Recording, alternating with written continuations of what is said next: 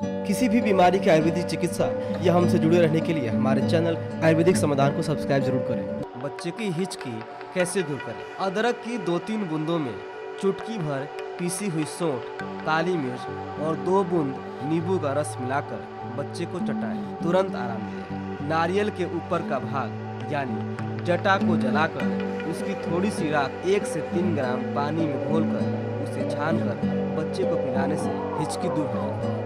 अगर आपके जहन में कोई सवाल या परामर्श हो तो कमेंट जरूर करें। धन्यवाद।